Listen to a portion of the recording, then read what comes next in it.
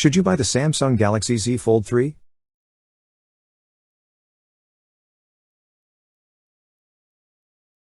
Samsung's Galaxy Z Fold 3 is the first foldable smartphone that we recommend to people who would think of themselves as early adopters, but deferred buying last year's Z Fold 2 for a number of reasons. The Samsung Galaxy Z Fold 3 will be released on August 27, 2021 in the US and UK, and on September 10, 2021 in Australia. You can get a 256GB Galaxy Fold 3 for $1,799, £1,599, £2,499 Australian dollars, or a 512GB model for $1,899, £1,699, £2,649 Australian dollars. As with its two predecessors, the Samsung Galaxy Z Fold 3 retains the book-like form and functionality, with a 6.2-inch cover display that opens up into a 7.6-inch screen on the inside. In 2021, the Galaxy Fold 3 won't be the only device with two displays and a hinge mechanism. Yes, we've seen it twice before, but most people we showed it to hadn't seen anything like it. You're paying for the wow factor of pulling a phone out of your pocket and unfolding it to show a 7.6-inch tablet-like display and to show that you're ahead of the technology curve. The hinge has been improved, and the materials used are stronger than all the previous foldables we've tested.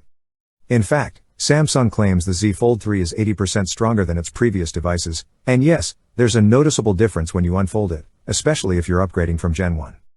There's something compelling about the Z Fold 3 design, even if it's not always practical. You'll just have to get over the fact that this is the thickest flagship smartphone in decades when today's thin and light phones are cheaper. Z Fold 3 phones are water resistant, and we tested it without breaking our super expensive review units. We unfolded it underwater, and while we flinched, the phone's ruggedness didn't. With a 7.6-inch screen and 120Hz refresh rate, Samsung's foldable phone's main selling point remains its tablet-like screen. Due to its 24.5:9 ratio, the Fold 3 has become our favorite phone for reading ebooks and surfing the web. Website columns actually appear next to each other instead of stacked vertically, and even spreadsheet work works without feeling frustrated like it usually does on a traditional phone. It'll still take some time to get used to the middle crease that's part of the AMOLED display. But we found it easy to get used to it since we quickly became mesmerized by the screen and how useful it is for day-to-day use. It's unofficially being billed as the Note 21 Ultra replacement because the S Pen works with the Galaxy Z Fold 3. Samsung is offering two S Pens, the S Pen Fold Edition and the larger S Pen Pro, which has both Bluetooth and USB-C charging. Unlike the included S Pen in the Note series, which was toothpick-sized and housed inside the body of the phone, these new S Pen accessories are separate purchases and much larger, so they don't fit into the fold. Cameras on the Samsung Galaxy Z Fold 3 are fine, but not groundbreaking. You'll be fine with finely detailed photos and videos. You get a 12MP camera with f/1.8, a 12MP ultra-wide with f/2.2, and a 12MP telephoto camera with f/2.4 and 2x optical zoom. The telephoto and ultra-wide cameras get optical image stabilization, but there aren't many other changes.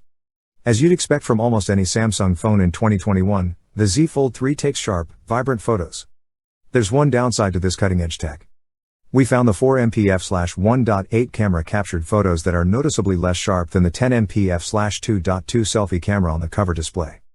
Any Galaxy Fold 3 you get will have the Qualcomm Snapdragon 888 chipset, no Samsung-made Exynos here, where you'd find a mix of Samsung and Qualcomm chips on previous Samsung phones, and it'll handle all the true multitasking a device like this needs.